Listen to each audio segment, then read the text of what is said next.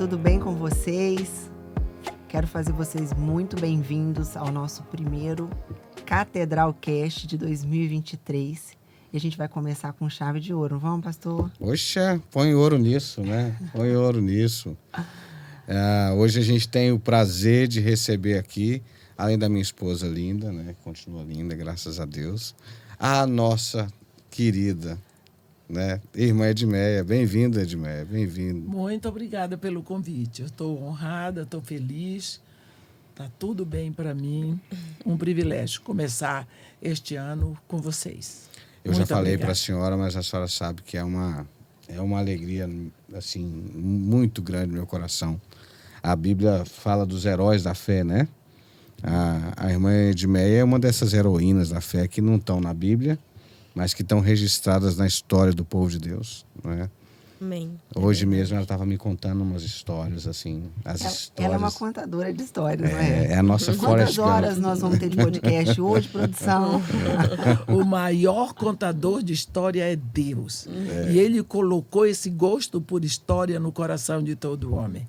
Você já viu que os homens escrevem história, eles leem história, eles contam histórias, eles vivem... Hollywood vive de história contada em filmes, as televisões vivem de histórias contadas em novelas e assim, porque Deus escreve o maior épico universal.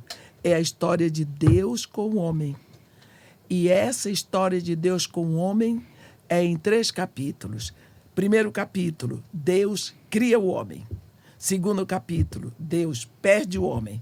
Terceiro capítulo, Deus resgata o homem para sempre. Amém. Tá vendo? Isso. Para isso ele usa personagens.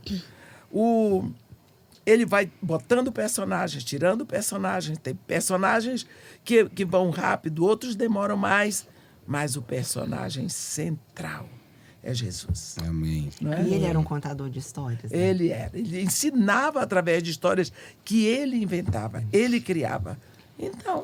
Tati, só para a gente situar quem é novo no canal, quem não conhece, a irmã Edmeia, como diz os jovens, bomba no nosso canal, né? Dizem que é o mais engajado nós aí temos, dos nossos vídeos. É a graça de Deus na vida da irmã Edmeia, né? Mas nós temos um vídeo, uma pregação, pregado numa terça-feira aqui, Tesouros Ocultos nas Frustrações. Ah, sim. Esse vídeo já tem mais de 1.200.000 views, né, no nosso canal. Mas a irmã Edmeia é uma mulher de Deus, a irmã Edmeia é uma estudiosa de história, de antropologia, da história do povo hebreu, né, do povo. Então ela tem uma caminhada acadêmica muito forte, mas o destaque maior da irmã Edmeia é a paixão dela por Jesus e por vidas. E pelos meninos e meninas do Morro Dona Marta. Ali né? é o meu coração. E ali também é um baú de histórias, né? Ali é. A gente já teve a oportunidade de estar junto. Eu queria fazer um link aí com esse papo de histórias, com os tesouros, com esse engajamento aí, por meio da história que Deus, a graça que Deus tem te dado e a história que você tem escrito. Para começar esse 2023, você acredita que o Senhor já tem te contado aí, na sua intimidade com Ele? O que você tem de expectativa com uma mulher guiada pelo Espírito Santo? Que Ele está nos preparando para que tipo de história, que histórias vamos viver em 2023? O que a gente pode buscar nele e esperar viver nesse novo ciclo? Olha, o que tem vindo muito forte no meu coração, assim, cada época da minha vida, eu percebo um pendor no meu coração de pregar mais um determinado assunto, não é? Então, ultimamente, o que tem vindo muito, durante a pandemia toda era assim, desperta a igreja, desperta a igreja, desperta a igreja. E veio muito firme no meu coração que aquela era uma época propícia para a igreja, principalmente para a família. Nunca mais um filho de Deus vai dizer: não tive tempo de me assentar com a família, não tive tempo de lermos a Bíblia juntas, não tivemos tempo de fazer um culto doméstico, não tivemos tempo de nos reunirmos na cozinha e todos juntos como família prepararmos o nosso almoço. Ninguém vai mais poder isso, porque Deus nos deu esse período. Mas, a partir daí, não é? tem vindo no meu coração muito a propensão a pregar sobre os tempos, principalmente o tempo que nós estamos vivendo hoje. Porque às vezes nós nos confundimos com o tempo. Há um livro da Bíblia que dedica um capítulo, Eclesiastes, sobre o tempo. Falamos muito do tempo, não é? Mas ninguém define o tempo, não é? Tem um ditado baiano assim: o tempo disse ao tempo que tudo ao seu tempo tem tempo. E o que é o tempo? Ninguém sabe. Então, que tempo nós estamos vivendo? Eu não gosto dessa expressão, que horas são no relógio de Deus. Mas como que Deus? Porque Deus... O Kairos de Deus para nós ele hoje. Ele tem sinais muito firmes. Hoje, de manhã, nós pregamos sobre um sinal que os reis do Oriente, os reis olhavam e buscavam. Era uma estrela do rei dos judeus. Quer dizer, é um sinal. Mas quais são os sinais que nós temos hoje? Jesus Cristo foi muito claro. Jerusalém será pisado pelos gentios até que o tempo desse se cumpra. Ora, pisado quer dizer possuído, governado. No dia 6/7 do ano de 67, numa guerra de 6 dias, na 7ª eles estavam, os judeus tomaram Jerusalém. 6.000 soldados árabes contra 700 soldados judeus. Então, ali cumpriu-se um tempo que Jesus profetizou. Jerusalém nunca mais será possuída, governada, pisada por gentios. Pronto. Começa um novo período para os judeus. Mas o tempo que nós estamos vivendo, no primeiro século, se a gente olhar o que aconteceu no primeiro século, Tiago, no capítulo 5 da carta de Tiago para a igreja, a partir do versículo 7, ele diz assim: irmãos, sede vós também pacientes quanto à vinda do Senhor. Eis que o lavrador aguarda com paciência as primeiras e as últimas chuvas para retirar o precioso fruto da terra. Sede vós também pacientes e fortaleceis vossos corações. Irmãos, não vos queixeis uns dos outros, porque o juiz está às portas. Ora, ele diz no primeiro século que a vinda do Senhor está próxima. Ele diz que o juiz está próximo, às portas, no primeiro século. São passados 20 séculos. Paulo de Tarso, quando ele fala aos Tessalonicenses, ele se coloca como alguém que faz parte da turma do arrebatamento com a igreja. São passados 20 séculos. No primeiro século, Deus chamou João para fazer uma reportagem lá no céu. E disse, Deus chamou João, está escrito em Apocalipse, para mostrar as coisas que em breve devem acontecer. Fazem 20 séculos. Então, que momento nós estamos vivendo hoje? Tantos sinais, porque tem muitos, nós vamos falar aqui hoje sobre os sinais. Mas, no capítulo 12 de Daniel, no versículo 4, ele diz, sela o livro. Até o tempo do fim, muitos esquadrinharão, o saber se multiplicará. Quer dizer, nunca houve uma explosão científico-tecnológica como nós temos hoje. Sim, é verdade. Não é? Então, é o tempo do fim. Ao mesmo tempo, né, irmã Edmeia, que a humanidade, e eu acho que a pandemia serviu muito para isso, né? A humanidade estava muito vaidosa de si mesmo, como nós podemos, toda a revolução tecnológica, todos esses avanços que nós tivemos nos últimos 3 séculos, né? Desde lá do século XVIII, da Revolução Industrial e aquela coisa toda. De repente, o ser humano está vaidoso de si e ele é confrontado por um vírus tão letal que para tudo, que gera... A minha percepção é que, ao mesmo tempo que a maldade cresce, ao mesmo tempo que a impiedade cresce, cresce também um quebrantamento no meio do povo. Cresce um despertar para a realidade dos céus. Porque Né? chega uma hora que você não tem para quem olhar. Você olha para o Isso. governo, não sabe.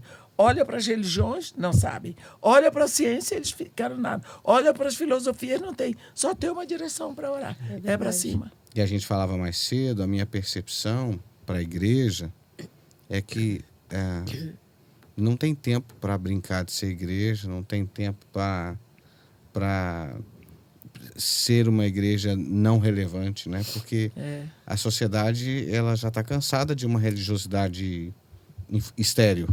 Sim. Ela busca por coisas autênticas, porque está cheio de coisa armada, fake, né?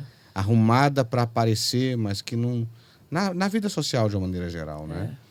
E a minha pergunta para a senhora é, esse tempo, né?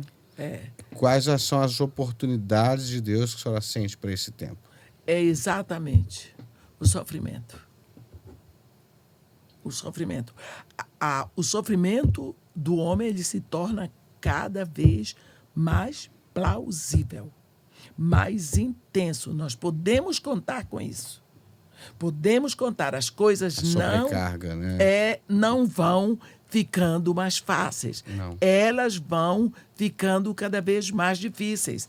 Na Bíblia, assim, 7 selos. No 7º selo vem as 7 trombetas. Na 7ª trombeta, as 7 taças do juízo final. Quer dizer, as coisas vão se intensificando. A terra vai ficando acumulada. Lembra do primeiro selo? Vem o primeiro cavaleiro. O evangelho falso. Segundo selo. Segundo cavaleiro. Mas o primeiro continua. No 2º selo tem o cavaleiro do falso evangelho e da derramamento de sangue. 3º cavaleiro, cavaleiro da fome. Agora são 3. Depois cavaleiro da morte vem. Depois cavaleiro do mar, o martírio. O 4º cavaleiro, depois vem martírio. Então, as coisas vão se acumulando na terra. A terra hoje está acumulada já, com selos e trombetas que tem tocado. Então, vai ficando mais difícil. Eu queria te perguntar uma coisa. Quando você citou Tiago 5,7, Sim. existe uma instrução embutida aí que quando ele fala sobre fortalecer o coração. Tem uma instrução e um comando ali, né? Sim. E como que você orientaria para quem está nos ouvindo? De repente, até alguém que... A gente tem muita gente que, às vezes, está começando a aprender o evangelho até aqui com a gente, nesses papos, ou está começando a ter experiências de ler a sua Bíblia. A gente tem algumas pessoas que nos seguem com esse perfil, que olhou e viu graça na gente, na Ângela, no pastor, em mim. Deixa eu entender melhor esse negócio de Bíblia, como é que é isso. E não só para eles, como para todos nós, né? Quem é aqui que não precisa de ter o coração fortalecido? Né? Sim. Pois é. Como seria isso? A Prática, Bíblia na diz, prática. Sede fortalecidos no Senhor e na força do seu poder. Então, nós precisamos procurar esse fortalecimento em Jesus Cristo. Amém. Ele já deixou tudo pronto. Fortalecimento vem pela sua palavra, pelo tempo que gastamos diante dele, em oração, em meditação, buscando dele o fortalecimento que nós necessitamos. Como o sedento precisa da água, como o faminto precisa do alimento. Nós precisamos ser fortalecidos nele, porque é só o fortalecimento que vem dele que nos prepara para suportarmos os dias que estão agora, que já estão muito difíceis, e os que virão. Ele já faz um link com a palavra do sofrimento. Porque, ao mesmo tempo que a gente vê o sofrimento aumentando, a gente vê uma graça sobre aqueles que se firmam no Senhor e nessa busca. E aí, essa é uma graça que nos proporciona viver um extraordinário. É porque o sofrimento não é desejo de Deus. É consequência. Deus não se alegra com o sofrimento da terra. É um processo de um adoecimento crescente, resultado de um distanciamento de Deus. Não tem saída para o ser humano se não for a graça e o favor do Senhor. Como Paulo, ele diz em Romanos 8 que toda a natureza, a uma só, geme de angústias Na expectativa. Na expectativa da manifestação. Então, eu ia fazer essa de pergunta. Deus. Se a senhora consegue, exatamente, eu estava lembrando de Romanos 8, né? Correlacionar esse tempo com a profecia dada em Romanos 8. Pois é. Né? Toda a natureza. Você vê o que nós estamos vivendo hoje. A água que você bebe já está contaminada. Os peixes e a carne que você come já vem com muito formol. Porque o próprio gado já come um alimento para ele crescer mais rápido. O leite dele vem contaminado. Nunca se viu tantas pessoas com intolerância à lactose como temos hoje. Antigamente, não, pelo menos eu nunca tinha ouvido falar. Não é? Por causa que os grãos que nós comemos não são grãos naturais, mas eles já estão, como é que a gente diz? Transcodificados. Não é? Então, nós comemos tudo o que é artificial. Essa coisa do grão é interessante porque eu estava lendo um livro e aí o autor dizia sobre a questão do glúten, né? Do trigo. Ele fala assim, tá vendo? Jesus era um comedor de pão e tal. E aí um sábio quebrou aquele crítico. Que o trigo que Jesus comia não é o que a gente come hoje. Com certeza. Tem 100 vezes mais. É um número exorbitante, assim, de glúten em relação ao trigo de Jesus. Uma sociedade que cultua Mamon. É. Que precisa produzir cada vez mais dinheiro. Exato, por causa do dinheiro. E a infidelidade para com Deus, o culto a outros deuses, ele é pecado e traz consequência. As consequências aí. Traz Outro dia, eu estava vendo, tem 2 anos talvez, e eu vi, estava tendo um incêndio no Pantanal. Um incêndio. E eu vi um gambá correndo com a cauda em chamas. Gente, aquilo me deu uma dor no coração. Eu tinha vontade de entrar pela tela da televisão para apagar o fogo da cauda daquele pobre animal. O que é isso? Resultado da queda. Deus diz, Adão, por tua causa, amaldiçoada é toda a terra. Toda a terra está sob maldição desde o pecado de Adão. Deixa eu pegar uma deixa de Romanos 8, que é um texto que me chama muita atenção, que diz assim, a criação geme na expectativa da manifestação dos filhos de Deus. E o que a gente tem a ver com isso, irmã Edmeia? Me conta aí. Tudo. Porque nós somos um povo comprado por um preço tão alto que é até difícil para dizer. Mas Deus manda o filho dele para ser morto pelo meu pecado. Não é? Sim, sim. Para que eu seja filho dele. Depois ele deixa a igreja aqui. Sim. Ele deixa a igreja aqui para testemunhar isso, para anunciar isso, para avisar isso. E o que menos nós fazemos é isso. Entende? Então, essa manifestação é aquilo que Jesus Cristo diz lá em Cantares 2. Mostra-me o teu rosto. Eu quero ouvir a tua voz. Eu creio que Deus está dizendo, igreja, eu quero ouvir a tua voz. Mostra o teu rosto no meio desse caos, no meio dessa confusão. Eu quero ouvir a tua voz. Não é? Porque a tua voz é doce e o teu rosto é amargo. É amável. Então, a igreja não está mostrando o rosto. Não está sendo visível. Os primeiros discípulos saíram, como a Bíblia diz, botando o mundo de cabeça para baixo. Mas hoje, como está a igreja? Estamos sofrendo de holofotite. Né? Todo mundo atrás de maior número de seguidores. Todo mundo se gabando do que pode comprar, do que pode obter, dos grandes ministérios, dos grandes templos. Não que seja pecado você ter grande ministério ou grandes templos. Não, isso não é pecado. Mas é o eu. O eu que está entronizado. É o culto do eu, né? Exato. E aí, cadê? Precisa ser fruto, né? Exato. É fruto de um processo, né? E o foco continua no perdido, né? O foco continua no... eu chamo a irmã de Mel de vó, né? Sim, E ela eu tenho prazer nisso. Ela é no coração, mas ela é também de maneira religiosa, porque ela é anglicana e a gente é metodista. Então, a senhora tem familiaridade com o tema nova criação. Sim. Para mim, esse é um dos temas que mais me encantam. Porque quando você quando eu estava estudando exatamente essa coisa do tempo e a teologia de Wesley para o século XVIII e tal, das matérias que eu fiz foi física. Eu fui estudar física no mestrado de teologia e tinha uma palavra lá, que eu já falei aqui sobre ela, que é comum à física, que se chama entropia. Entropia é o processo de finalização de um ciclo. Então, a física acredita que o planeta Terra ele vai entrar em entropia.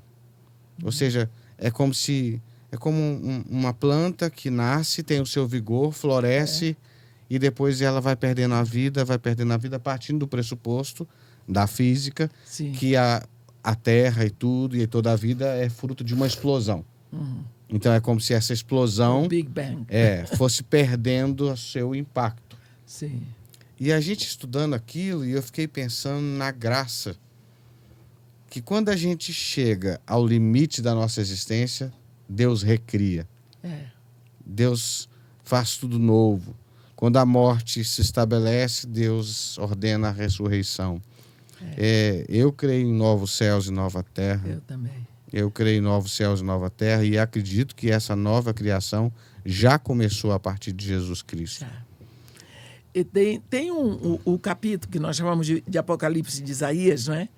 Quando ele fala sobre esse final da terra, né? Que ele diz que a terra balança como uma rede de dormir, não é? Então, tem muito a ver com isso. Mas Deus não fez a terra para ser um caos, diz o profeta Jeremias. E o plano de Deus para o homem foi a terra. E Deus não pode ser frustrado, como está escrito no livro de Jó. Bem sei que tudo podes e nenhum dos teus planos pode ser frustrado. Não vai ser, não. Não vai ter essa explosão mais. Não vai ter. Eu estava lendo sobre... Sabe aquele momento em que Josué ora? Ele estava naquela batalha. Então ele ora para o sol se firmar e a lua também, não é? E Deus fez tudo o que ele tinha pedido. E estava lendo um comentário sobre essa situação, um comentário científico. E aqui em Josué, no capítulo 10, não é? No versículo 12, está escrito: então Josué falou ao Senhor no dia em que o Senhor entregou os amorreus nas mãos dos filhos de Israel e disse na presença dos israelitas: Sol, detente em Gibeão, e tu, lua, no vale de Aijalon. E o sol se deteve e a lua parou até que o povo se vingou dos seus inimigos. Não está escrito isso no livro dos justos? O sol, pois, se deteve no meio do céu e não se apressou a pôr-se quase um dia inteiro. Olha, ele tinha um comentário científico onde os cientistas diziam que há um dia mais longo. É cientificamente comprovado. Mas eles dizem, eles encontraram essa explicação também na Bíblia, os cientistas dizem. Esses fenômenos estão sendo comprovados, né? E os cientistas dizem que Deus não parou o Sol. Deus não parou a Lua. Porque se Deus tivesse parado só o Sol e a Lua, teria acontecido uma hecatombe universal. O universo todo teria se arrebentado. Em colapso. Deus parou o universo todinho. Meu Deus do céu. Deus parou o universo todinho pela oração de homem. Pensa o que é isso. Sabe que na nossa célula, às vezes eu uso esse exemplo para dizer assim, gente, vamos orar por, às vezes, coisas grandes, né? Oramos por eleição, oramos pelas chuvas em Petrópolis, oramos pela pandemia. Gente, Deus ouviu a oração de um homem e parou tudo por causa da oração de um homem. Sim. Por que ele não vai nos ouvir? E a gente saber que é a graça, não somos nós, é a graça, mas que ele estabeleceu assim. Então, pegando essa coisa de 2023, um tempo para 2023, aquele que está nos ouvindo, assim, gaste tempo na presença de Deus, estabeleça momentos. Ah, não tenho tempo, acordo mais cedo, acordo uma meia hora mais cedo, 1 hora mais Prioridade. cedo. Prioridade. Eu coloquei essa palavra aqui. Quando Sim. você começou a falar, a primeira palavra que eu escrevi foi prioridade. Prioridades. Quando Deus for prioritário para você, você vai encontrar tempo. Outro dia eu estava tendo uma conversa com meu filho e dizendo para ele, eu e a Ângela, a gente conversando, dizendo assim, meu filho, o relacionamento com Deus é a chave para todo o êxito que você procura. Seja nos seus estudos, na sua profissão, no que você vai fazer no futuro. Porque, infelizmente, eu acho que a igreja falhou nisso, né? A igreja transformou o tempo com Deus num ritual religioso, numa obrigação religiosa que devia ser cumprido. Enquanto, na verdade, relacionamento com Deus prazer. é uma vida, né? É um processo de vida onde eu sou confrontado pela presença, onde essa presença me transforma, onde os meus olhos se abrem e eu consigo enxergar o favor de Deus, a direção que Ele tem para a minha vida. Sim. E às vezes aquela coisa também de vou a Ele para resolver um problema. E tá tudo bem você ir a Ele para resolver o problema. Só que Ele é muito mais, é a fonte. Você falou de sedento, né? Sim. Assim como o sedento busca por água, Ele é a fonte de todas as coisas, né? Assim, 2023, a Ângela tá muito quieta, vou cutucar a Ângela. Gente, olha só, eu sou uma pessoa inteligente, né? Eu sentada aqui do lado da Edmeia, tem que ficar quieta mesmo. Sobe, tudo que ela tá só falando. absorvendo, né, Eu Ângela? fico com medo. Só absorvendo aqui. É muita coisa boa, né? Com certeza. Para 2023, o que você gostaria de saber da Edmeia e o que você acha que é importante a gente trazer de sabedoria dela ali para 2023? Então, assim, a gente conversou um pouquinho mais... Falou algumas coisas sobre isso mais cedo, né? E aqui na conversa, eu, basicamente, assim, o que me vem muito à mente é as melhores práticas para que eu consiga viver uma vida de qualidade dentro desse desafio. Porque quando a gente está à frente de uma batalha, a gente está na liderança, ou está à frente e a gente percebe esse ambiente hostil, esse ambiente difícil, de situações onde cada vez vai se apertando mais, onde situações vão acontecendo ao nosso redor. Às vezes você em casa, como dona do lar, enfim, com seus filhos, tudo está se tornando cada vez mais tenso, mais difícil de você conseguir com que flua da melhor maneira possível, com que você consiga ter uma vida de qualidade, apesar dessa correria, apesar dessas coisas loucas. Então, qual o melhor caminho para a gente conseguir viver essa qualidade que Deus tem pra gente, conseguir esse chamado, conseguir respirar, conseguir não entrar nessa tensão junto com o mundo, Como foi na história dela, né? Como é que foi? A gente tem que saber uma coisa do tempo quando a gente está falando. Não é? Lembra do tempo do profeta Ageu? Uhum. Deus entra com tudo em cima da cabeça de quem? Deus entra com tudo sobre o governador de Judá, né? E em cima do sumo sacerdote Josué. Porque eles eram os líderes. Deus vai em cima da liderança e diz: esse povo diz que ainda não veio o tempo da casa do Senhor ser edificada. Uhum. Quando é que chega A palavra é dirigida para Zorobabel, governador de Judá, filho de Sealtiel, e para o sumo sacerdote. Esse povo diz. Quer dizer, o povo não tinha anunciado, mas na cabeça dele, pela atitude dele, ele estava dizendo: não é tempo. Porque eles vieram do cativeiro e foram cuidar das coisas dele, cada vez mais, e Deus abençoando, e mais. Ele diz: é tempo de viverdes. Deus diz para a liderança: em casas apaineladas, enquanto a minha casa permanece em ruínas. E Deus mostra-lhe tudo e diz o conselho.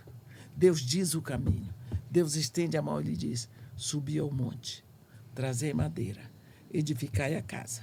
Dela me agradarei e nela serei glorificado, diz o Senhor. Então, nós precisamos saber se nós não estamos negligenciando a construção do nosso relacionamento com Deus, da nossa casa com Deus. Postergando, né? Sempre colocando em segundo plano. Sempre colocando em segundo plano. Nós estamos falando de prioridade. Eles estavam com as prioridades dele invertidas. Sim. Primeiro eu faço o meu e depois é de Deus. E Deus disse, não, começa comigo.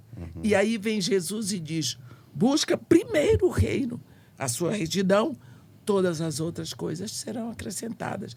Quer dizer, aquilo que nós precisamos é consequência do que nós construímos para Deus. Sim. E nós, às vezes, estamos com a prioridade invertida.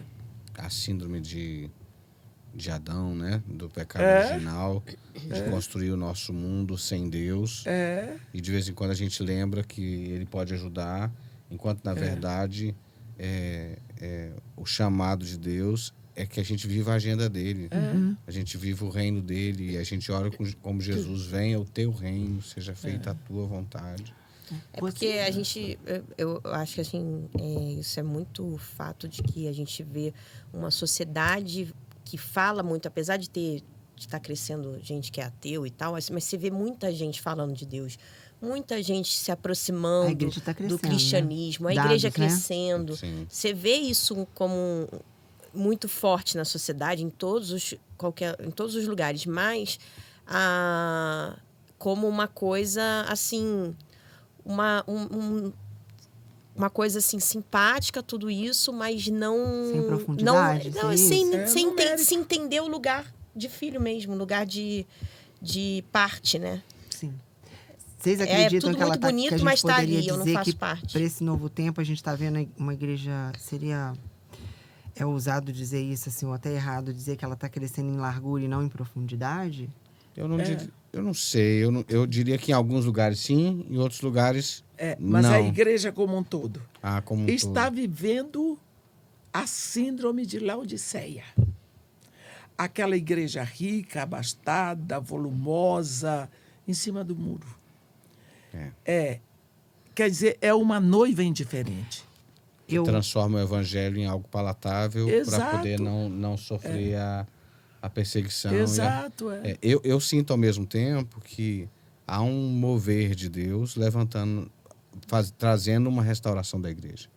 Eu percebo, a senhora falou, né, na Europa, mesmo nos Estados Unidos, no mundo árabe, no Brasil. Eu sinto que, como Deus é Senhor da igreja, ele não ia deixar que a igreja se perdesse sem alertá-la, Eu sinto que há um remanescente, irmã de Mé, não sei se a senhora eu compreendo. E Jesus disse, comigo. Eu edificarei a minha, não as outras. A minha.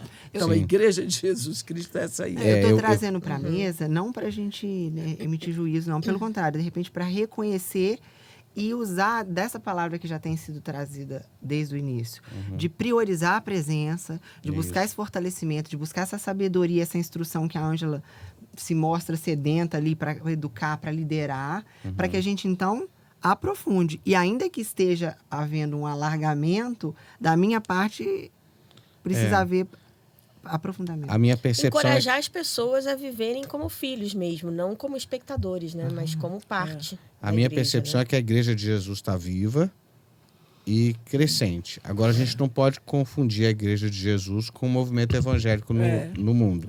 São coisas distintas, né? Porque a igreja de Jesus, no mundo árabe, está sofrendo perseguição. E eles estão cada vez mais profundos. Exatamente. A igreja que está no Iraque está linda. Então. Na terra de Abraão. E ela não está na mídia. Não. Ela não entra nas estatísticas. Não. Então, essa é a minha percepção. Minha percepção é que há um mover de Deus que vai levar-nos a quem sabe, a última grande colheita. Né? Desse final dos tempos. Eu creio, sinto isso no meu espírito, que Deus está levantando um remanescente fiel. Aquilo que a senhora falava mais cedo, uma igreja que se levanta para chutar a porta do inferno mesmo e dizer que as portas do inferno não prevalecerão contra a igreja do Senhor. Agora, a igreja do Senhor é uma coisa, né? O desejo humano e mundano de fazer notório o nosso trabalho, essa é uma cilada que nós temos que fugir dela. Né? Porque nós também corremos esse risco. Todos correm esse risco. Porque a história de Simão lá, o mágico, né? Que vira para os apóstolos e diz assim, me dê esse poder. Também quero. Também quero. Nossa, incrível esse poder. Me dá Eu esse queria poder. do convencimento, né? Porque quem convence é o Espírito. A gente fala de Jesus para alguém e a gente queria conseguir convencer na nossa Mas a lábia, essência da igreja está exatamente nessa dependência. Sim. Exato. Nessa dependência. Que, ao mesmo tempo, a nossa conversa até aqui falou do lugar decisivo que Deus colocou a humanidade. A terra geme na expectativa da manifestação dos filhos de Deus. Só que é dos filhos de Deus. Não é dos evangélicos. Não é dos emancipados. Não é dos emancipados, dos autônomos, dos autossuficientes. É dos filhos de Deus que estão usufruindo da graça, sentados à mesa com Ele. Então, a minha percepção é que esse é um tempo de um avivamento bíblico, é um tempo de um despertamento poderoso. Eu queria fazer uma pergunta para a irmã. Claro. Eu estive pregando na igreja dos coptas, lá no Egito. Agora, os coptas são os cristãos egípcios, né? Quem levou o evangelho para o Egito foi Marcos, o escritor do terceiro evangelho. Eles sofrem perseguição. Eu fico envergonhada. Nós estávamos loucos para sair do Egito, por causa da perseguição acirrada entre nós, que eles sabiam que nós éramos um grupo cristão.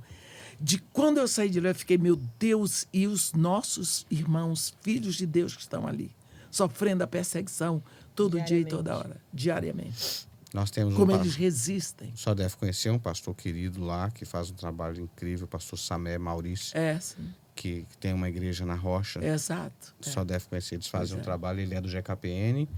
E hoje ele tem... Bom, não posso nem ficar dizendo, né? Mas ele faz um trabalho extraordinário, porque a internet é global, né? Então, a gente tem falado aqui de prioridade, né? De fortalecimento para um novo tempo, um novo ciclo que Deus tem para gerar em 2023, manifestação dos filhos. A Ângela falou de identidade, eu creio que a manifestação dos filhos só pode acontecer de uma forma genuína se a gente tomar o posicionamento de filhos, mas para se posicionar como filhos é preciso saber que somos filhos. E me chama muita atenção que todas as vezes que eu ouvi suas pregações, seja convidando a igreja para orar, seja pregando em si a mensagem que Deus te deu, quando você se refere à igreja, fala pecadores remidos pelo sangue do Cordeiro. Eu acho que isso é tão interessante porque mostra que isso está no seu DNA, essa certeza de que somos remidos. Somos. E essa certeza nos ajuda a clarificar propósito, identidade, quem somos, né? Você acredita que nessa certeza, a gente priorizando a palavra, é possível acelerar o que Deus tem para fazer na nossa vida nesse tempo? E a mesma coisa, ao contrário, quando a gente continua no raso, não priorizando, não se aprofundando no relacionamento, é possível atrasar o que Ele tem na nossa vida? Porque quando a gente não quer, a gente não tem sede, a gente não tem fome. Morto não sente sede. Morto não sente fome. É preciso ter esse nascimento. Porque quem quer essa intimidade é Deus. O que mais doeu no coração de Deus foi exatamente ter que expulsar aquele casal do Éden. Tanto que ele deu o seu filho para poder resgatar. Porque é ele que quer. O sonho é dele. Lembra daquele momento em Gênesis 18? Quando a Bíblia diz que chegam 3 homens, era Deus e 2 anjos, diante da tenda de Abraão, que ele estava sentado do lado de fora. Sim. Abraão ofereceu o culto dele e tudo mais. Depois ele se levantou para ir para Sodoma. Aconteceu aquilo tudo. Os 2 anjos foram para a casa de Ló. Mas Deus não foi, ficou com Abraão. Por quê? Abraão era amigo. Deus tinha intimidade com Abraão. Deus tinha intimidade na casa de Abraão. Ele se sentia bem na casa de Abraão, não na casa de Ló. Trazendo para hoje, você acredita que Abraão desligou ao automático e ligou o manual para gastar tempo com Deus? Com Deus, ele estava lá, ele parou tudo. Ele que não estava entrando na tenda, estava no maior calor do dia lá, porque Sara devia estar uma arara com ele lá dentro. Quando ele viu que ele podia fazer uma oferta, um culto a Deus, ele varou a tenda. Ele foi lá, Sara, prepara pão com 3 medidas de flor de farinha. Ele se virou, ele estava feliz de poder receber bem o Deus que ele amava. Deus trouxe a maior notícia. E Deus não foi mais. Mandou os 2 anjos, mas ele ficou com um amigo. Porque Deus quer essa intimidade. Tudo. Olha, o desejo de Deus por intimidade é tão exageradamente incompreensível que ele resolveu, vou morar dentro deles. Dentro deles. Dentro deles. Pronto, agora eu quero ver. Tô dentro. Maravilha. A gente precisa caminhando, né, para o fim. Sim. Mas eu queria dizer assim, o que você gostaria que a gente tivesse te perguntado hoje, que a gente não te perguntou, que você acha que precisa deixar para nós e para quem está ouvindo nesse tempo? Olha, eu nem sei. Eu não sei o que dizer. Mas só o seguinte, que eu queria dizer que a igreja desse tempo parece uma noiva que nem gosta de namorar. Porque não existe um momento da vida de uma noiva que ela seja tão fissurada pelo noivo do que o noivado. A igreja de hoje, ela não gasta tempo com o noivo. Ela não busca o noivo. Ela não compõe um poema para o noivo. Ela não prepara uma frase nova para dizer para ele. Ora, se eu trabalho o dia todo, eu preparo uma frase bem bonita. Senhor Jesus, estou preparando aqui um negócio bonito para te entregar à noite. Não tem. É aquela oração sem graça. Durante esse tempo de pandemia, as pessoas ligavam para mim. E diziam, irmã, será que agora, por que Jesus não vem buscar logo a gente? Estou desempregado, está essa porcaria de vida. Eu disse, mas é para isso que você quer que Jesus venha buscar? Você quer dar o golpe do baú? Você quer ir com ele para se ver livre das coisas? Ele quer ser desejado por amor. Ele quer ser desejado porque ele é amado. Então eu vejo na igreja de hoje uma noiva desinteressada. Balofa. Nécia, totalmente. Balofa. Então, é isso que eu queria dizer. Acorda. Para pensar. Veja em que situação você está. E começa tudo de novo. Não é? Amém. Amém. Tem uma música que a gente tem cantado muito e essa palavra tem mexido muito comigo, é aquela, as minhas lamparinas estão acesas. Pode chegar a ideia de uma noiva que anseia pela vinda do seu noivo, né? Que está esperando. Estou só te esperando. Tá esperando. Bom, irmã Edmeia, né, a gente poderia ficar aqui. Eu gosto desse bate-papo. É meu assunto favorito. Mas olha, a boa notícia é que, se Deus quiser, nós vamos poder ter a irmã Edmeia nesse ano 2023 outras vezes aqui, né? Ela é uma querida, uma intercessora, uma missionária, uma pregadora do Evangelho.